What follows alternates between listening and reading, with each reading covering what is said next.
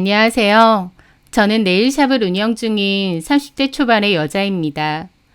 예전부터 손톱 가꾸는 취미가 있었던 저는 일찍이 학원에서 배우고 자격증 따고 여러 유명 네일샵에서 일을 하며 배웠습니다. 그리고 30살이 됐을 무렵 제 샵도 차리게 되었어요. 수상 이력도 많고 경력도 나름 있는 데다 무엇보다 제 일을 많이 사랑합니다.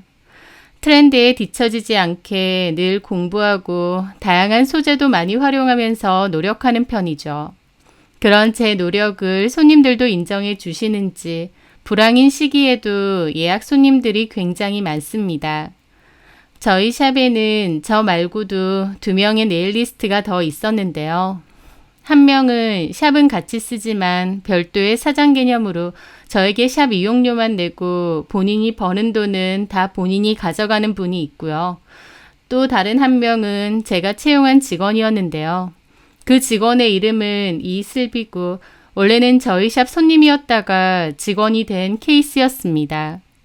슬비 씨는 어느 날 저희 가게에 네일 아트를 받으러 왔다가 저에게 묻더라고요.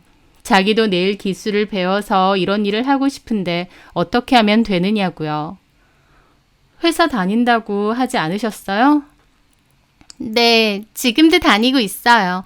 그런데 너무 다니기 싫어서 곧 퇴사하려고요. 왜요? 스트레스 너무 심하고 월급도 작고 또 회사가 작아서 계속 다녀봤자 비전도 없거든요. 그래도 따박따박 월급 나오는 것만큼 좋은 것도 없는데. 나이 들수록 기술이 있어야 될 것 같은 거예요. 근데 저도 여기 자주 와서 알지만 네일 받는 거 좋아하잖아요. 관심 많고. 사실 집에서도 한 번씩 셀프 네일 케어 정도는 연습해 보거든요. 그래요? 물론 전문적으로 배운 건 아니지만 그래서 말인데 저도 사장님처럼 이 일 해보고 싶거든요. 그럼 학원을 한번 알아보세요. 요즘은 국비 지원되는 미용 학원도 많으니까. 그리고 자격증 따고 샵에서 일 배우면 되죠. 그 말에 슬비 씨는 웃더라고요. 그러면 사장님, 제가 자격증 따오면 저 여기에 취업시켜 주실 수 있으세요? 그 말에 저는 좀 당혹스러워서 웃었습니다. 슬비 씨가 원래 이 일을 하는 사람도 아니고 나중에 이야기인데 취업부터 시켜줄 수 있느냐 물어보니까요. 글쎄요. 그때 돼봐야 알 것 같은데.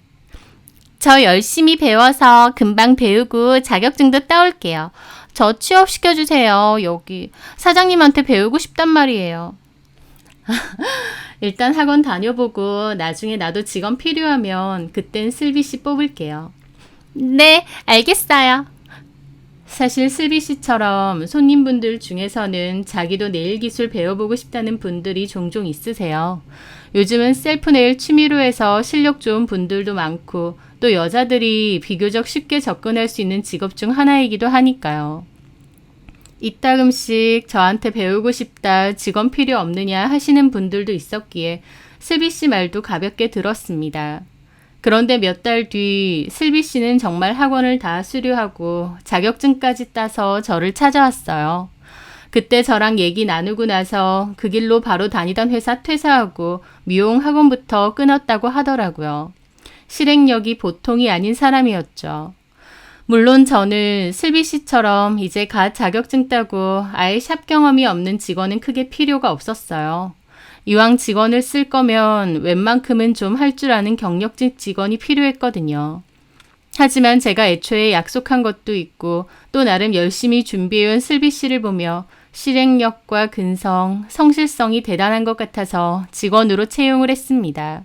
다만 매일 출근하는 건 아니고 일주일에 주말 포함 4일 정도만 나오기로 했고 시간도 좀 줄여서 퇴근하기로 했죠. 슬비 씨도 좋다고 했고 저한테 기술만 잘 알려달라고 부탁하더라고요. 그렇게 저희 샵에서 일하게 되었는데 슬비 씨는 여러 잡무도 열심히 하고 또 약속대로 틈틈이 저에게 배우기도 했어요. 애살이 많고 열심히 하는 사람이었기에 저도 더 의욕적으로 기술을 많이 알려주었죠.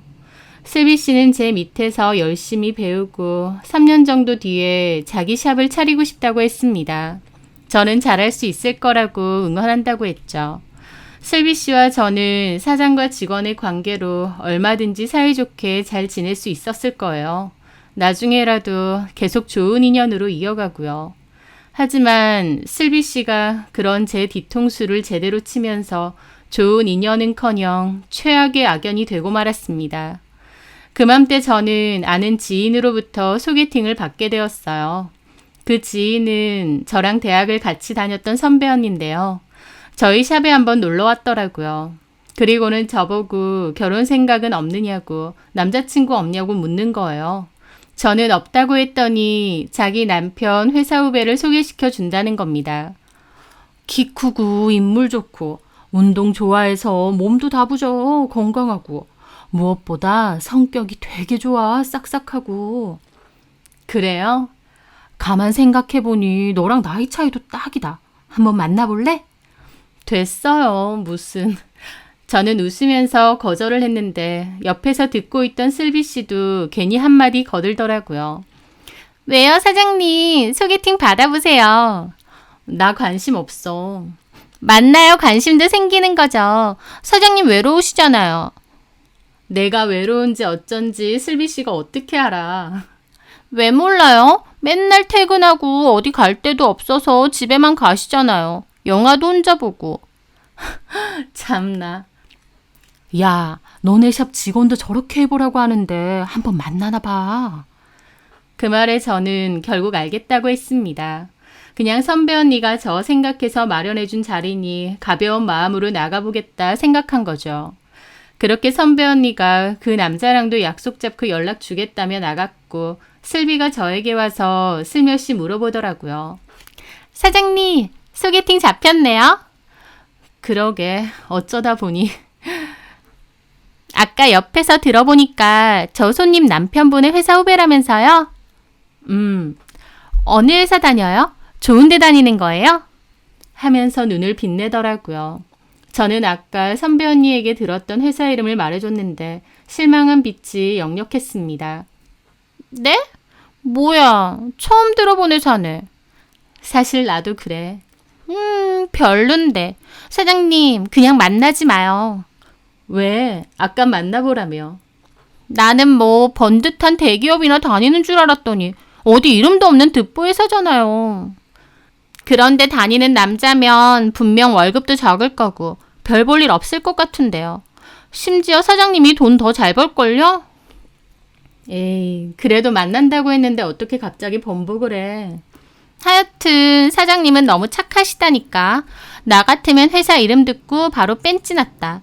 슬비 씨는 저보다 4살이 어렸는데 돈 잘 버는 남자 아니면 결혼 안 하겠다. 돈이 최고다라는 얘기도 대놓고 잘했습니다. 좋게 보면 솔직한 거고 나쁘게 말하면 속물적인 부분도 여과 없이 드러내는 성격이었죠. 하여튼 저 역시도 좀 가벼운 마음으로 소개팅 자리에 나섰어요. 소개팅 자리에 먼저 와 있던 남자는 제 기대 이상으로 괜찮았습니다. 멀끔하고 호감형인 외모였는데 여자들이라면 다들 두루두루 좋아할 서글서글한 외모라고나 할까요? 생각보다 인상이 너무 좋아서 놀랐죠. 이렇게 잘생겼으면 굳이 소개팅 안 해도 여자친구들이 많을 것 같은데 싶기도 했고요. 한영태라고 자기를 소개한 그 남자와 저는 인사도 나누고 서로 가벼운 대화도 주고받았습니다. 네일샵 운영하신다고. 네. 형수님한테 들어보니까 샵이 굉장히 잘 된다고 하더라고요. 뭐 그냥 꾸준히 찾아오시는 단골 손님이 많은 정도죠 뭐. 실력이 좋으신가 봐요. 지금 손톱도 직접 하신 건가요? 하면서 자연스럽게 제 손을 만져보는 겁니다. 저는 화들짝 놀라 손을 걷었죠. 아, 실례가 됐다면 죄송해요. 손이 워낙 예쁘셔서. 제 손은 그렇게 예쁘진 않은데. 제가 보기엔 하얗고 길고 예쁘신 편인데요, 뭐. 제 손은 영 투박하죠. 남자다운 손인데요, 뭐. 운동을 많이 하다 보니 힘줄도 많이 나오고. 참, 운동 좋아하세요? 그 남자는 서글서글한 인상처럼 성격도 좋았습니다. 물 흐르듯 대화를 이끌어 나가더라고요. 대화를 할수록 매력적인 사람 같았고 가볍게 만나나 보자 했던 자리였지만 어느새 저는 그 남자에게 푹 빠지게 되었어요. 첫 만남 이후 그 남자는 애프터 신청을 했고 저희는 서로 호감을 가지며 연락을 주고받았죠. 샵에 출근하자 슬비 씨도 저에게 물어보더군요. 어땠어요? 괜찮더라고. 계속 연락하고 있어. 애프터도 해요? 회사도 그저 그런 데 다니고 너무 별 볼 일 없을 것 같은데. 그래도 사람은 괜찮았나 봐요. 서글서글하고 대화도 잘하더라고. 사장님은 너무 욕심이 없으시다. 사장님 정도면 예쁘고 돈도 잘 벌고 더 좋은 조건 남자랑도 만나볼 수 있을 텐데. 내가 뭐 그렇게 잘났나. 그리고 그 남자도 꽤 괜찮았어. 사장님이 잘 버셔서 그런지 남자 능력은 별로 관심 없으신가 봐요. 저는 남자 능력 좋아서 돈 잘 벌거나 아니면 애초에 시댁이 부자인 남자 아니면 안 만날 거예요. 그래, 슬비 씨는 꼭 그렇게 해.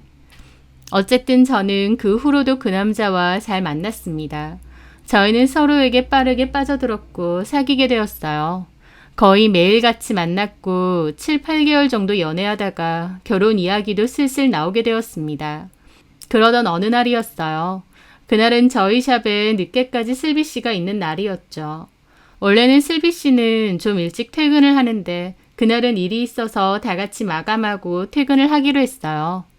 평소처럼 남친이 퇴근하고 저희 샵으로 왔습니다. 남친하고 슬비 씨는 처음으로 인사를 한 거였죠. 안녕하세요. 말씀 많이 들었습니다. 네, 안녕하세요. 이름이 슬비 씨? 네, 맞아요. 하면서 슬비는 자기 가슴팍에 있는 이름표를 보여주더라고요. 저는 남친에게 가는 길에 슬비 씨를 집에 좀 데려다주고 가자고 했습니다. 데이트하는데 제가 괜히 방해하는 거 아니에요?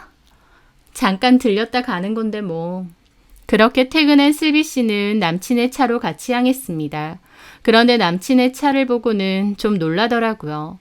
남친의 차는 고가의 외제차였거든요. 참 멋지시네요. 이거 꽤 비쌀 텐데.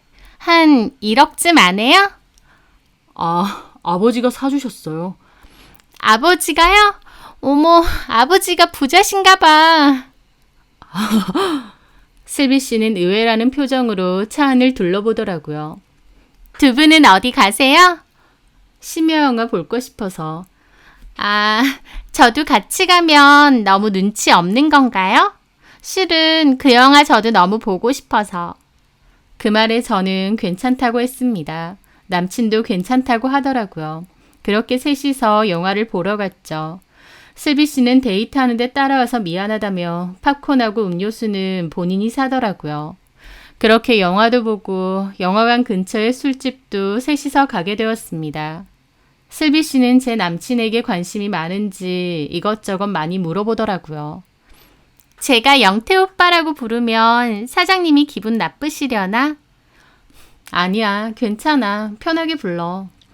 저 사장님이랑 언니 동생 하는 사이거든요. 아니면 형부라고 부를까요?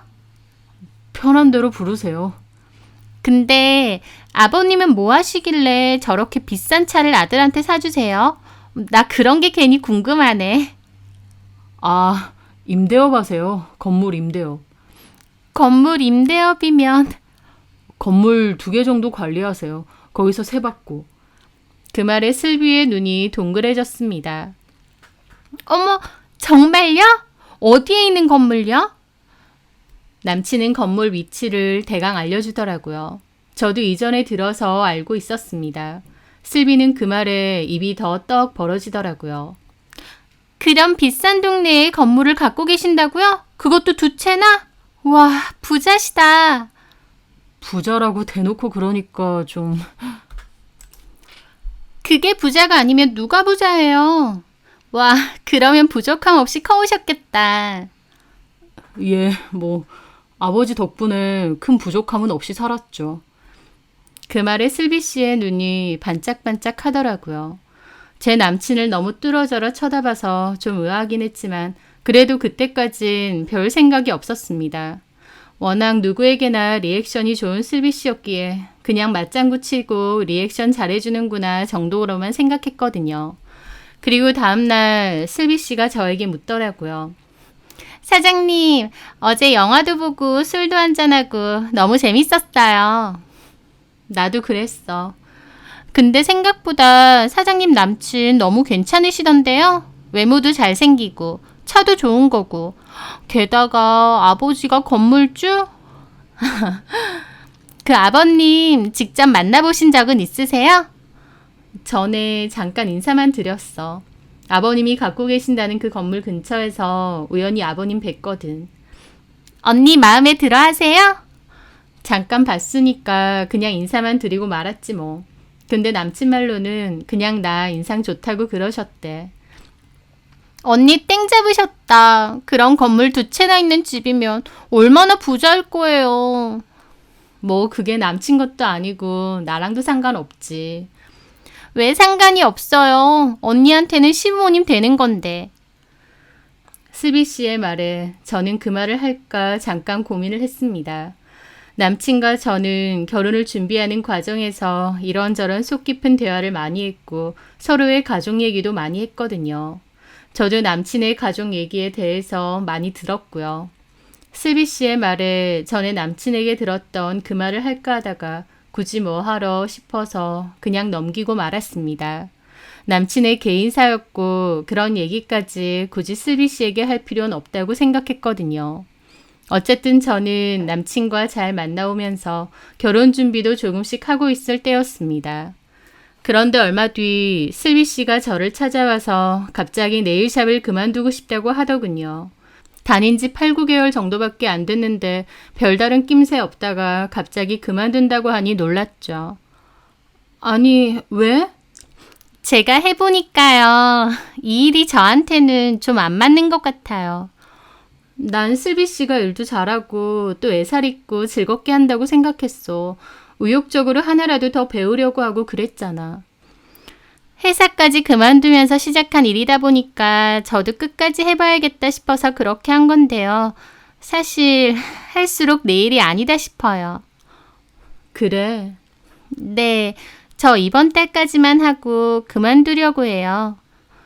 잘 다니는 줄 알았는데 갑자기 그만둔다고 하니 좀 당황스럽긴 했지만 알겠다고 했습니다. 본인이 하기 싫다는데 어떻게 하겠나요?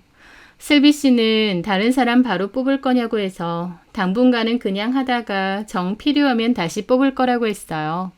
그러면서 그럼 슬비 씨는 다시 회사를 알아볼 거야? 취업 준비? 뭐 그렇게 하던지 아니면 당분간은 그냥 좀 쉬던지 하려고요. 그렇구나. 알겠어. 좀 서운하다. 저 여기 그만둬도 한 번씩 내일 받으러 올게요. 그래도 되죠? 당연히 되지. 여기 그만두는 거지. 우리 인연이 끝나는 것도 아닌데. 종종 한 번씩 밥도 먹고 그러자. 네, 저 이번 달 말까지 다니고 그만둘게요. 그래. 그런데 그달 말까지 다닌다고 했던 슬비 씨는 딱 그 주까지 나오고 더 이상 나오지 않았습니다.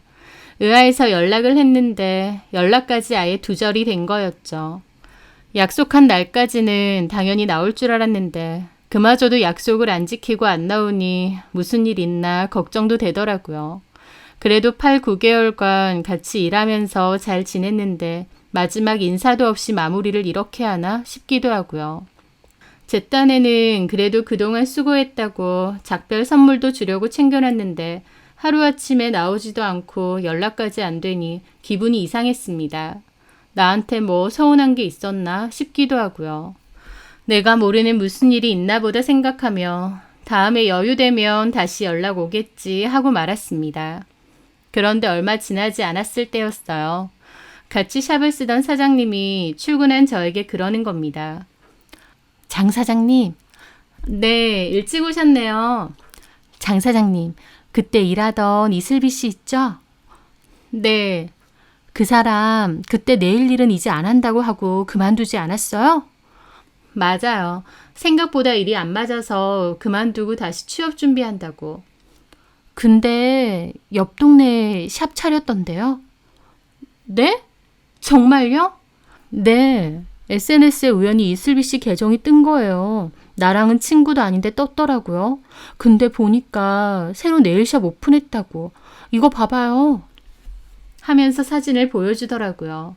저도 보니까 네일샵을 새로 오픈했다며 가게 사진을 올려놓고 오픈 할인 이벤트 공지도 올려놓은 겁니다. 물론 일 배우고 나가서 얼마든지 오픈할 수도 있고 개인 마음이죠. 하지만 제 입장에선 좀 황당하더라고요. 그냥 나가서 개인샵 차리겠다고 하면 되는데 왜 저한테 거짓말을 하나요? 게다가 옆 동네긴 하지만 위치로 치면 저희 샵에서 그렇게 멀지도 않은 거리였습니다. 이렇게 멀지 않은 곳에 차리면 저도 금방 알 수도 있는데 왜 굳이 거짓말을 하고 나가서 차린 건지 이해가 안 되더라고요. 그동안 사장과 직원 이상으로 잘 지냈다고 생각했는데 막판에 잠수 타고 몰래 샵까지 차렸다고 하니까 저도 기분이 좀 이상해지더라고요. 게다가 더 황당한 건 따로 있었습니다. 슬비 씨가 작업한 네일아트 샘플을 사진으로 많이 올려두었는데 그 샘플들이 거의 제 스타일을 따라한 게 많았던 거죠. 네일아트가 거기서 거기 아니냐 하실 수도 있지만 은근히 샵마다 추구하는 스타일이 다르고 또 네일 아티스트마다 본인이 잘하는 시그니처 스타일이 있게 마련이거든요. 또 나름 제가 아이디어 내서 만들어낸 네일도 많은데 그런 것까지 교묘하게 다 따라한 거예요. 색상이나 파츠 정도만 조금씩 바꾼 정도로요. 그러면서 가격은 저보다 좀 더 저렴하게 받더라고요. 대놓고 저희 샵 손님을 끌어들이겠다는 게 보였죠. 하는 짓이 너무 교활하고 괘씸하게 느껴지는 겁니다. 거짓말하고 연락 두절된 것도 이제 내일 일은 안 할 거라고 해놓고 한 달도 안 돼서 바로 가게 오픈한 것도 심지어 제 네일 디자인까지 도용한 것도요. 게다가 가게 하나 열려면 준비 기간이 얼마나 기나요. 그런데 저희 샵 그만둔 지 오래 안 됐는데 이렇게 바로 가게를 연 걸 보면 이미 저희 샵 다니면서부터 준비하고 있었다는 거잖아요. 그렇게 안 봤는데 참 사람이 그렇네 싶더라고요. 옆에 있는 공동 사장님도 저한테 그러는 겁니다. 근데요, 장 사장님. 이거 다 장 사장님이 주로 많이 쓰는 디자인이잖아요. 장 사장님 특기기도 하고. 네, 그렇죠. 이거 전에 이슬비 씨한테 가르쳐 주는 거 내가 봤는데 사실 이 디자인 하려고 장 사장님 찾아오는 손님도 많은 거고. 네, 근데 이런 걸 대놓고 베끼면 어떡해요. 물론 실력은 장 사장님보다 훨씬 어설프지만 그래도 가격이 싸니까 이쪽으로 더 몰릴 수도 있잖아요. 이거 이슬비 씨한테 얘기 좀 해야 되는 거 아니에요? 내가 다 기분 나쁘다. 저도 기분이 당연히 좋지는 않았습니다. 일반적인 디자인은 그렇다 쳐도 제가 아는 시그니처 디자인이라고 할 수 있는 기법이 있는데 그것까지 베껴서 올려놨으니까요. 완전 계획적이었구나 싶어서 배신감도 너무 들었습니다. 하지만 공동 사장님은 저보고 당장 따지라고 했지만 저는 이걸 따져야 되나 말아야 되나 좀 망설여지기도 했어요. 그리고 이런 걸 남친에게 얘기를 했는데 제 남친은 에이, 뭐 그런 걸 굳이 얘기해. 네일아트 디자인이라는 게 거기서 거기 아니야? 다른 건 그렇다 치는데 이 스타일은 내가 만들어낸 거란 말이야. 매니큐어로 바르고 찍어내는데 자기 관계 어딨어. 누군가는 했겠지. 그러는 겁니다. 제 편을 들기는커녕 뭐 그런 걸로 유난을 떠냐는 식으로 나오는데 저도 기분이 확 상하더라고요. 자기는 이쪽 일을 몰라서 그렇지 여기도 나름 아이디어 전쟁이야. 그렇긴 한데 자기 밑에서 열심히 일하다가 자기 샵 차려서 나간 거잖아. 이슬비 씨가. 본인도 배운 거 써먹어보려고 그렇게 한 것 같은데 마음 넓게 이해해줘야지. 일일이 따지고 그러는 건 좀 보기 안 좋을 것 같아. 하면서 남친은 따지지 말라고 하더라고요. 이런 상황에 제가 아니라 이슬비 씨 편을 든다는 게 섭섭하긴 했지만 저도 괜히 싸움 만들고 싶지 않아서 그냥 넘어가기로 했습니다. 어쨌든 제가 가르쳐준 여러 기술 중 하나니 이슬비 씨도 그냥 써먹는다 생각하고 한 것이겠거니 좋게 넘어가기로 한 거죠. 그런데 그 뒤로도 이슬비 씨는 제 디자인을 계속 도용했습니다. 제가 시술을 하고 나면 사진을 찍어서 SNS에 홍보차 자주 올리는데요. 무난하고 일반적인 디자인도 있지만 좀 독특하고 자주 안 쓰는 오브제를 이용한 디자인도 제법 있거든요. 그런데 나중에 확인해보면 이슬비 씨가 꼭 그런 걸 따라해서 올리는 겁니다. 그 일이 자꾸 반복이 되니까 저도 화가 나더라고요. 전화해서 말하려고 해도 제 번호는 아예 차단을 했는지 받지도 않고 찾아가는 수밖에 없더군요. 결국 저는 지나가는 길에 겸사겸사 이슬비 씨 가게에 가서 얘기를 좀 하려고 했죠. 따지고 싸우는 것까진 아니더라도 좋게 얘기하려고 했습니다. 좀 예쁜 디자인 레퍼런스를 참고해서 하는 경우는 많지만 우리 샵하고 너무 스타일을 비슷하게 간다. 이렇게 하는 건 곤란하다. 이 정도로요. 그렇게 저는 퇴근길에 잠깐 이슬비 씨 가게를 들렸습니다. 주소를 찍고 왔는데 간판이나 실내 인테리어도 저희 샵이랑 꽤 비슷하게 했더라고요. 그렇게 제가 갑자기 가게로 들어가니까 이슬비 씨도 몹시 놀란 얼굴이었죠. 어머, 안녕하세요, 사장님. 오랜만이네. 네, 저희 가게는 어떻게 하시고 오신 거예요? 이렇게 바로 근처에 샵을 했는데 모를 수가 있나. 그때 내일 일은 더 이상 안 할 거라고 안 맞는 것 같다고 해서 나는 슬비 씨가 다시 취업 준비할 줄 알았는데 이렇게 샵을 차릴 줄 몰랐네. 제 말에 슬비 씨는 표정이 싹 굳더라고요. 장사는 좀 잘 돼? 뭐 그럭저럭요. 취업 준비하려다가 마음이 바뀐 거야? 그런데 슬비 씨가 제 말에 엄청 굳은 표정으로 말하더라고요. 네, 마음 바뀌어서 창업했어요. 그게 뭐 잘못됐나요? 저희 샵에서 일할 때와 달리 엄청 톡 쏘고 공격적인 말투라서 저도 좀 놀랐죠. 잘못된 건 아니지만 그래도 같이 일한 정이 있는데 솔직하게 얘기하고 나갔어도 되잖아. 제 마음이죠. 처음에는 취업 준비하려고 했는데 막막하기도 하고 제 샵 차려보고 싶기도 해서 마음 바꿨어요. 그게 뭐 문제도 아니고 일일이 사장님 허락받아야 되는 것도 아니잖아요. 슬비 씨, 왜 이렇게 공격적으로 얘기를 해? 연락도 없이 갑자기 이렇게 찾아와서 그렇게 말하시니까 저도 기분 나쁘죠. 연락을 어떻게 해? 내 연락 아예 차단하지 않았어? 아니요. 차단 안 했는데요. 전화해도 안 받던데. 그럼 실수로 차단됐나 보죠 뭐. 하는 겁니다. 삐딱하고 공격적으로 얘기를 하는데 저도 기분 상하더라고요. 어쨌든 뭐 때문에 오신 거예요? 그거 따지려고 오신 건가요? 나는 슬비 씨가 나한테 왜 이러는지 모르겠어. 그래도 같이 일했었는데 가게 오픈했으니까 찾아와 볼 수도 있는 거 아니야? 그냥 오픈했다고 오신 거예요? 솔직히 말하면 그렇진 않아. 슬비 씨도 SNS로 네일샵 홍보 많이 하지. 나도 우연히 슬비 씨 가게 SNS 보게 되었거든. 그런데 샘플로 올리는 것들이 다 내 디자인하고 너무 비슷하더라고. 그 말에 슬비 씨는 대놓고 코웃음을 치는 겁니다. 지금 웃었어? 죄송해요. 근데 좀 웃기잖아요. 제가 사장님 디자인 베끼기라도 했다는 거예요? 아니야, 그럼? 베낀 적 없는데요. 그리고 톡 까놓고 네일 디자인이라는 게 거기서 거기잖아요. 사장님은 다른 샵 디자인 안 베끼세요? 손님이 원하는 샘플이 있으면 당연히 해드리지. 하지만 그거랑 별개로 나만의 시그니처 스타일이라는 것도 있잖아. 이 사진도 봐봐. 이거 내가 주로 많이 하는 기법이잖아. 그걸 사장님이 개발하신 것도 아니잖아요. 누가 보면 본인이 뭐 개발한 줄 알겠네. 하면서 비아냥대는데 저도 더 이상은 좋게 말하고 싶지 않더라고요. 이슬비 씨, 남의 디자인 도용해놓고 너무 뻔뻔하지 않아? 거짓말하면서 가게 그만두고 약속된 날짜까지도 안 나오고 그런 거. 그래, 개인적인 일이니 그렇다 쳐. 근데 이건 아니지. 왜 대놓고 내가 아는 디자인을 베끼는 거냐고. 안 베꼈다고요. 베꼈다는 증거 있어요? 사장님 실력 있고 손님 많은 거 알겠는데요. 가만 보면 너무 자의식 과잉이에요. 뭐 세상 천지 네일 디자인은 사장님이 다 만들었어요? 나 참 웃기지도 않아. 이봐 이슬비 씨, 지금 뭐 하자는 거야? 저기요 사장님, 저희 이제 영업 끝났거든요. 그만 행패 부리고 좀 나가죠. 뭐 이런 게 다 있어? 이제 와서 보니 완전 양아치네. 뭐 양아치?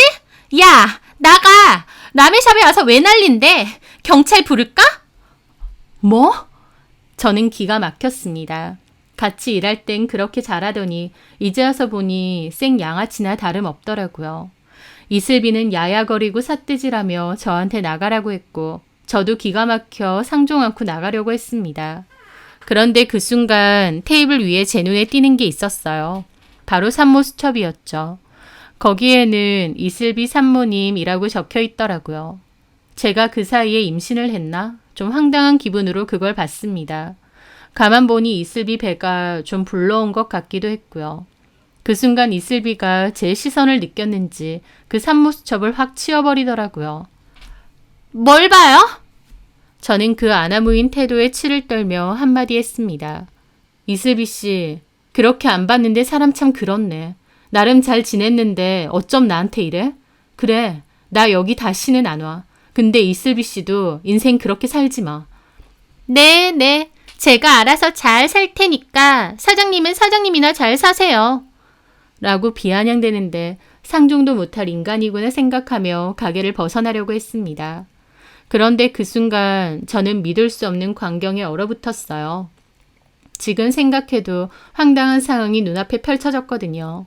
바로 제 남친이 이슬비 씨의 가게 안으로 들어오려다가 저랑 딱 마주친 거였죠. 남친도 그 가게에 제가 있으니까 몹시 당황한 얼굴이었습니다. 자기야. 너무 어처구니가 없어서 멍해지더라고요. 제 남친이 도대체 여기를 왜 왔나 싶었죠.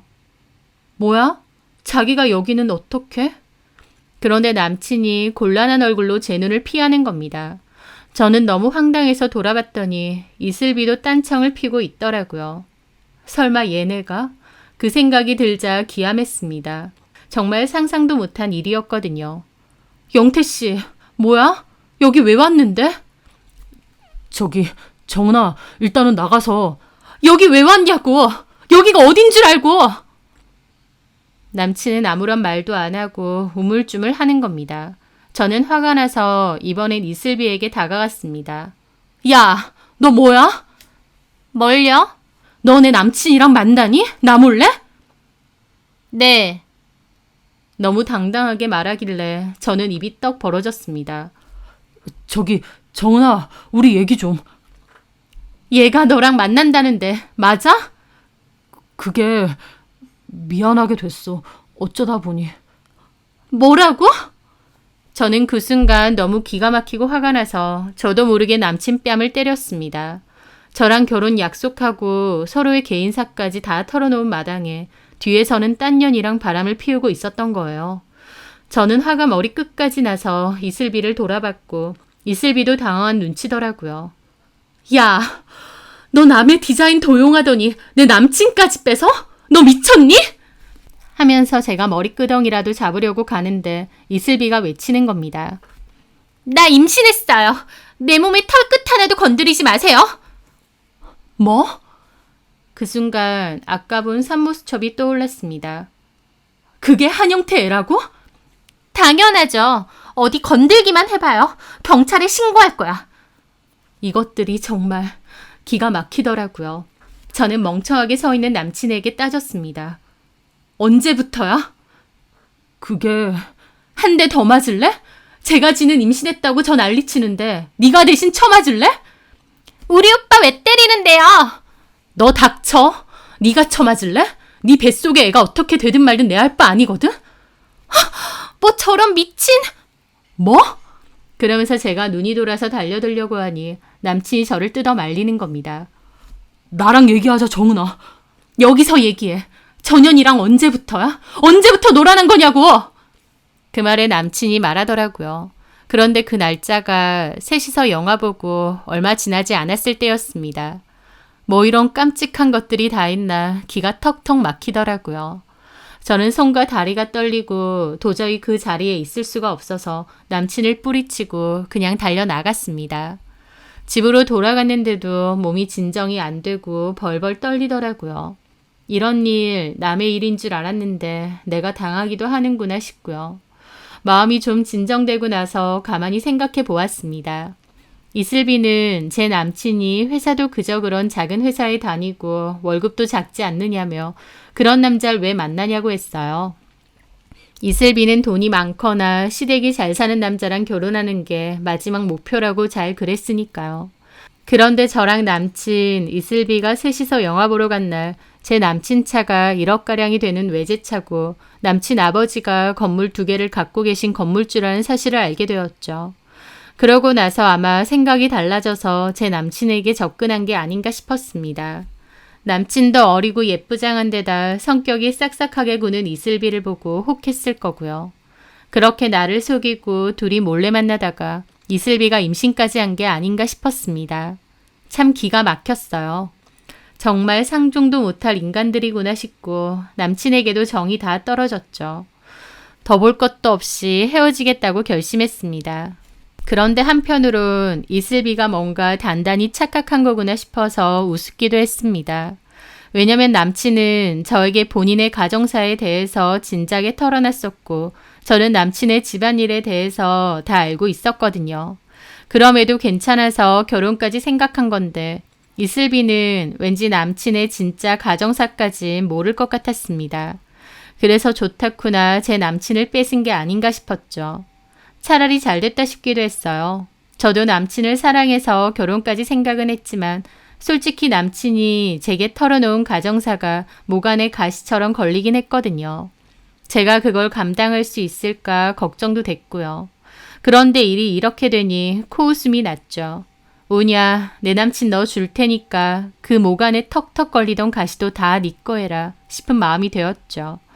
배신감의 상처도 컸지만 그래 니들끼리 잘해봐라 싶은 마음도 있어서 그렇게 속이 아프진 않았습니다. 그리고 다음날 남친은 저를 찾아와서 얘기 좀 하자고 했어요. 저는 마음속으론 이미 끝났는데 저 자식이 뭐라고 하나 싶어서 만났습니다. 바쁘니까 용건만 말해. 미안해, 정은아. 사과 듣자고 나온 거 아니야. 애초에 미안할 짓을 안 했어야지. 어떻게 양다리 걸치고 심지어 이슬비는 임신. 둘이 잘 어울리네. 결혼까지 꼭 해라. 임신은 나도 최근에 알았어. 처음엔 그냥 편한 오빠 동생이었는데 내가 실수를 했어. 그러다가 이렇게 된 거야. 나도 미치겠고 진짜 혼란스럽다. 네 새끼인데 뭐가 혼란스러워. 잘 만나봐. 둘이 잘 어울려. 정은아, 내가 정말 미안하다. 나 다시 받아줄 생각은 없지. 너 꿈꾸니? 이슬비가 네 애까지 임신했다는데 내가 너를 왜 받아줘? 어쩌다 이렇게 됐는지. 필요 없어. 이슬비랑 잘해봐. 우리는 아예 끝난 거야. 나는 네 복잡한 가정사까지 다 받아들이려고 했는데 너는 나 뒤통수 칠 생각만 한 거네. 다시는 나 찾아오지 마. 저는 그렇게 남친과 끝을 냈습니다. 너무 정떨어진 모습을 봐서 저는 한 큐에 정리가 되었는데 오히려 그 뒤에도 남친이 자꾸 질척거리는 겁니다. 그러더니 이번엔 이슬비가 저를 찾아왔더라고요. 나 너랑 마주하기 싫어. 좋게 말할 때 가라. 저 오빠이 임신했다고 했는데 왜 자꾸 오빠 안 놔줘요? 안 놔주긴 뭘 안 놔줘. 그 꼴 보자마자 쪽냈어. 나는 분명히 쪽내자고 했는데 한영태가 자꾸 연락하고 찾아오고 귀찮게 굴어서 미치겠다. 이제 네 남친이니까 네가 단속 좀 해. 그리고 둘 다 제발 꺼져. 내 인생에서. 참나. 그렇게 센 척하면 뭐가 달라져요? 그래봤자 어쨌든 영태 오빠는 내 거예요. 우리 결혼도 할 거고. 언니가 진 거예요. 그 말에 저는 웃음이 나더라고요. 마음대로 하세요. 너 같은 거한테 이겨서 뭐 해먹니? 야, 근데 말이 나와서 그런데 너 한영태한테 갑자기 왜 그랬냐? 한영태 아버지가 건물주라고 했더니 눈이 막 뒤집혔어? 이슬비는 오히려 가소롭다는 듯 비웃더라고요. 사람을 뭘로 보고요? 저 그런 여자 아니거든요? 아, 그럼 진짜 사랑이야? 네, 당연하죠. 저 영태 씨 집안이 어떻든 상관없어요. 영태 오빠 자체를 좋아하는 거니까. 그래, 그럼. 둘이 많이 사랑해. 내가 기꺼이 물러나 줬잖아. 둘이 잘 어울려. 서로 방생하지 말고 오래오래 사랑하고 살아. 그 가족들까지 다 품고. 알았지? 그렇게 저는 먼저 자리를 떴습니다. 그렇게 돈 밝히면서 부자 남자랑 결혼하겠다고 하더니 네 발등 네가 찍은 줄 알아라고 생각했죠. 그리고 얼마 지나지 않아 저에겐 한 통의 전화가 왔습니다. 바로 전 남친 한영태의 아버지였죠. 저희 가게로 오신다고 하길래 한영태랑 나랑 헤어진 줄 모르시나 싶더라고요. 저는 일단 알겠다고 했습니다. 그리고 기다리고 있으니 아버님과 새어머님도 오셨더라고요. 저는 일단 인사했습니다. 안녕하세요. 그래. 왜 가게 밖에 나와 있어? 영태 씨한테 못 들으셨어요? 뭘? 영태 씨랑 저 둘이 왜? 영태한테 들은 거 없는데? 아버님은 아무것도 모르는 눈치였습니다. 저는 저희 헤어졌다고 말하려다가 문득 그 생각이 났습니다. 말하지 말고 그냥 직접 보여드리자 싶더군요. 저기 저랑 가실 곳 있는데 갑자기? 어디? 가보시면 알아요. 제 차 타고 일단 가세요. 밥이라도 사주려는 거야? 일단 가세요. 그렇게 저는 아버님과 새어머님을 태우고 이슬비의 가게로 갔습니다. 제가 갑자기 가게 안에 들어가니까 이슬비도 놀란 얼굴이었습니다. 여긴 또 무슨 일이에요? 곧 있으면 예약 손님 오니까 나가세요. 이분들 모시고 왔어. 저분들이 누구신데요? 누구긴 한영태 부모님이시지. 너 한영태랑 결혼한다고 했으니까 예비 시부모님이겠네. 제 말에 이슬비가 벙찐 얼굴이 되더군요. 네? 저는 뒤에서 황당해하는 한영태 부모님에게도 말씀드렸습니다. 여기는 이름이 이슬비고요. 한영태랑 사귀고 있어요. 보다시피 아이까지 임신했고요.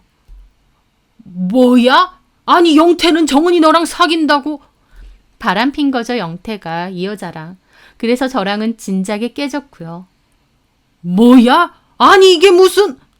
한마디로 한영태, 저랑은 더 이상 아무 사이 아닙니다. 임신까지 했으니 아마 한영태가 이 여자랑 결혼할 거예요.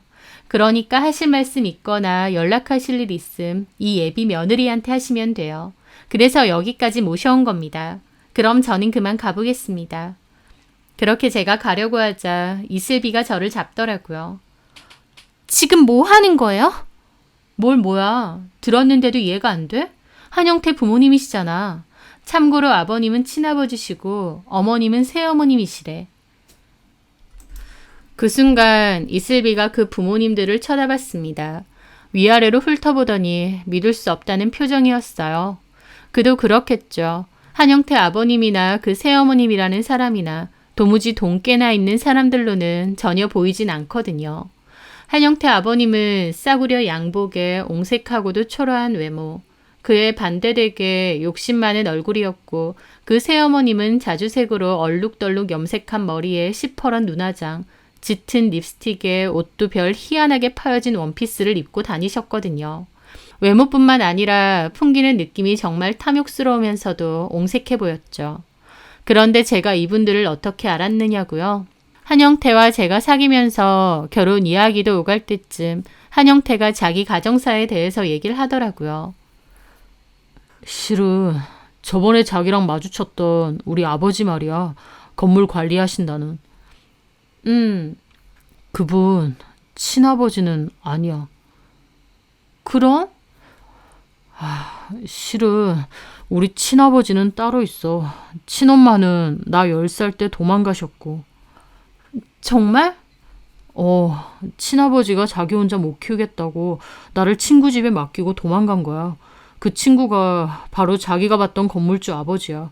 사실은 아버지가 아니고 피 한 방울 안 섞인 아버지 친구분이지만 나를 클 때까지 잘 키워주셨기 때문에 아버지라고 부르고 있어. 나는 친아버지 때문에 어쩔 수 없이 10살 때부터 그 집에서 컸는데 부잣집이니 겉으론 좋아 보이겠지만 그 집 자식들이 나를 싫어했어. 그래도 감사하게 나 성인 될 때까지 거두어 주시고 키워주셨어. 그래서 나도 아버지라고 부르고 따르면서 살았지. 그런데 실은 2년 전쯤에 친아버지가 나타난 거야, 내 앞에. 새어머니라고 재혼한 여자까지 같이. 정말? 나도 처음엔 나 버리고 간 사람이 무슨 아버지냐 싶어서 상종도 하기 싫었는데 그래도 핏줄이라고 옹색하게 사는 거 보니까 가슴 아프더라고. 그래서 왕래는 하고 살았어. 그래서? 근데 나 키워준 아버지도 친아버지 돌아왔고 나도 성인 됐으니까 자기가 할 만큼 했다고 나한테 이만 집에서 나가달라고 하더라고. 그 집 자식들이 나를 눈엣 가시처럼 여겼거든. 내가 계속 그 집에 있으면 나중에 유산 상속 받을 때 내가 걸린다고. 나도 섭섭하긴 했지만 이만큼 키워주신 것만 해도 충분하니까 나간 거지. 내가 군소리 없이 나간다고 하니까 아버지가 5천만 원을 현금으로 받을래 차를 한 대 사줄까 그러시는 거야. 마지막으로 해주고 싶다고. 그래도 자식으로 생각하고 키웠는데 나가라고 한 게 마음에 걸리신다고. 그래서 차를 받았어. 마지막 선물로. 그 뒤로 한 번씩 찾아는 뵙고 연락은 드리지만 엄밀히 내가 그분 자식은 아닌 거지. 그리고 나 찾아온 친아버지는 처음엔 나한테 미안해서 다시 돌아왔다고 했는데 가만 보니까 나이 들고 오갈 데 없으니까 나한테 기대려고 찾아왔던 거더라고. 그랬구나. 그게 싫어서 연락 끊고 사는데 어떻게 알고 자꾸 직장이며 집이며 찾아와. 그래도 아버지라고 아예 내치지도 못하고. 저는 한영태의 가정사를 듣고 놀랐죠. 아버지가 건물주라고 했지만 사실 그 아버지는 친아버지가 아니었고 진짜 친아버지는 따로 있었던 겁니다. 저기 우리 아버지가 자기네 네일샵도 한 번씩 찾아갈지 몰라. 그럼 난 어떡해? 그냥 모른다고 하고 무시해버려. 어떻게 그래? 돈귀신들이라서 자꾸 돈 달라고 하고 그럴 수도 있거든. 처음부터 안 된다 그래. 미안하다. 내가 이런 가정사가 있어서. 저도 좀 놀라긴 했지만 그때는 한영태를 사랑하니까 그런 가정사까지도 다 받아들이려 했습니다. 그 뒤로 정말 한영태네 아버지와 새어머니는 저희 가게를 찾아왔고 은근하게 돈을 요구하더라고요. 다행히 대단히 큰 돈은 아니고 5만 원, 10만 원 정도요. 제 딴에도 큰 돈은 아니고 또 남자친구 아버지니까 찾아오시면 돈은 좀 쥐어서 보내드리거나 식사 대접 정도는 했습니다. 한영태는 제 말을 듣고 그렇게 하지 말라고 했지만 한편으로는 제가 자기 아버지를 내치지 않고 용돈까지 들려 보냈다고 하니 고마워하기도 하더라고요. 저한테도 무시하라고 했지만 그래도 자기 아버지라고 제가 챙기는 게 좋았던 모양이었습니다. 그런데 결국 한영태가 저 배신하고 이슬비한테 갈아탔으니 이 역할도 이슬비한테 넘겨주는 게 맞잖아요. 그래서 모셔온 겁니다. 이분이 한영태 아버님, 그리고 이분은 새어머님. 참, 그때 네가 들었던 그 건물주 아버지는 친아버지 아니셔. 네? 친아버지가 아니라고요? 그냥 키워준 아버지래. 자세한 건 한영태에게 들어. 한영태가 너한테는 다 얘기 안 했나 보네. 아버님, 그리고 새어머님, 이 여자가 예비 며느리예요. 앞으로 뭐 필요한 거 있음 제가 아니라 이쪽으로 오시면 됩니다. 아니, 영태 이 자식이 왜 이 여자랑 바람을 핀 거야? 저야 모르죠. 이쪽하고 얘기해 보시던가요. 어쨌든 저랑은 이제 상관없으니 가보겠습니다. 그러면서 이슬비는 그 아버지와 새어머니라는 사람을 기막힌 표정으로 훑어보는 겁니다. 그 눈빛에 한영태 아버지가 열받아서 따지더라고요. 야, 너 사람을 왜 그따위로 봐? 네가 우리 영태를 가졌다고? 저기요 아저씨, 여기 영업장인데 큰 소리 내지 말고 좀 나가주실래요? 이게 다 뭔지. 뭐 나가줘? 이거 완전 싸가지네. 그러게요. 정은이랑 완전 다르네. 정은이는 우리한테 밥도 사주고 용돈도 쥐어주고 그랬는데. 영태 이 자식은 어디 이런 물건이랑 바람이 나길. 정은아, 너 영태랑 계속 만나면 안 되냐? 이 물건은 우리가 치워버릴게. 뭐라고요? 어따 대고 치운다 만다예요? 하면서 이슬비는 한영태 아버지랑 옥신각신 하더라고요. 그러더니 한영태에게 전화해서 악지르며 너네 아버지 와 있으니 당장 오라고 하더라고요. 저는 가려다가 그 꼬라지가 재밌어서 안 가고 있었습니다. 얼마 뒤 한영태가 땀까지 흘리며 쫓아왔고 자기 부모님이 가게에 와 있으니 놀라더라고요. 아버지, 여긴 왜? 너 왜 정은이랑 헤어지고 이런 물건이랑 사겨? 아버지, 여기까지 오시면 어떡해요? 일단 나가세요. 오빠, 진짜 이분이 오빠 친아버지야? 어? 나한테 그렇게 말 안 했잖아. 그럼 그 건물주 아버지는? 그분이 친아버지가 아니야? 그분이 아니라 이 이상한 아저씨가 오빠네 친아버지라고? 하면서 생 난리를 치는 겁니다. 뭐? 이상한 아저씨? 이게 미쳤나? 아, 나가라고요. 말 안 들려요? 경찰 부를까요? 아니, 막대 먹은 년이? 어머, 싸가지가 없네 진짜. 하면서 아버지가 이슬비를 때리려고 했고 겨우 한영태가 뜯어 말리더라고요. 이슬비는 경찰 신고할 거라고 소리 지르고요. 그렇게 서로 삿대질하며 싸우고 한영태는 중간에서 어쩔 줄 몰라 하며 말리고 아주 꼬라지가 우습게 됐더라고요. 마침 예약 시간이 됐는지 손님이 들어왔다가 그 광경을 보고 기함을 했습니다. 이슬비는 그 난리통에 진짜 경찰에 신고를 했고 경찰들이 와서 무슨 관계냐고 했어요. 한영태가 남자친구고 자기 부모님이라고 했는데 이슬비는 네가 무슨 남자친구냐고 왜 아버지가 건물주라고 속였느냐고 악지르고 한영태가 내가 언제 속였느냐고 네가 맘대로 생각하고 꼬리치지 않았냐고 둘이 또 싸우더라고요. 경찰 앞에서 둘이 또 싸우는 바람에 경찰이 뜯어말리는 상황까지 됐습니다. 아주 난장판이 따로 없고 경찰차까지 오니 동네 사람들까지 다 와서 구경했죠. 이슬빈의 가게 제대로 홍보됐네 싶어서 비웃으며 자리를 떴습니다. 그 후에 보니 이슬비는 연락 두절된 것 같고 가게 문도 임시유업 내걸었더라고요. 뱃속의 아이도 제법 컸을 텐데 어떻게 됐는지 그 후로는 저도 얘기를 못 들었습니다. 제 남친의 아버지가 재력가인 줄 알고 제 남친 꼬연해서 임신까지 한 이슬비. 그 야망과 실행력 하나만큼은 정말 인정입니다. 다만 멍청한 탓에 제대로 알아보지도 않고 일부터 저질렀지만요. 게다가 한영태 친아버지는 건물 관리하는 부자 아버지가 아니라 어렸을 때 자식 두고 도망간 데다 나이 들어서 기댈 곳 없으니 자식을 다시 찾아온 뻔뻔하고 파렴치한 인간일 뿐이었습니다. 저는 콩깍지 씌이고 그래도 남친 아버지라고 해서 잘 해드리려고 했던 건데 저 역시도 결혼까지 할 생각을 하니 안 걸릴 수가 없었거든요. 제가 며느리가 되면 어쨌든 그분들이 시부모님 되시는 거니까 제가 건사해야 될 테고요. 그래서 결혼을 하는 게 맞나 내가 감당할 수 있을까 걱정도 됐던 건데 이슬비가 신나서 제 남친 가로채버렸고 제 남친도 신나서 이슬비한테 가버렸으니 차라리 저는 홀가분했던 거죠. 경력도 없고 아무것도 없는 초짜를 기꺼이 직원으로 받아들여줬는데 배신 때리고 본색 드러난 이슬비나 다른 여자가 꼬신다고 헬렐레 넘어가고 본인 아버지가 여자친구네 가게에 자꾸 찾아와도 나몰라라 하고 대리 효도까지 은근하게 시키려 한 한영태. 두 사람 참 잘 어울리는데 이슬비가 잠적을 한 탓에 어찌 될지 모르겠네요. 한영태 집안이 어떻든 상관없다. 영태 오빠 자체를 좋아하는 거다라고 했으니 꼭 두 사람 다시 만나서 결혼도 하고 그 부모님들까지도 같이 건사하면서 잘 살길 바랍니다. 둘이 아주 잘 어울리는 것 같거든요. 제 사연 들어주셔서 감사합니다.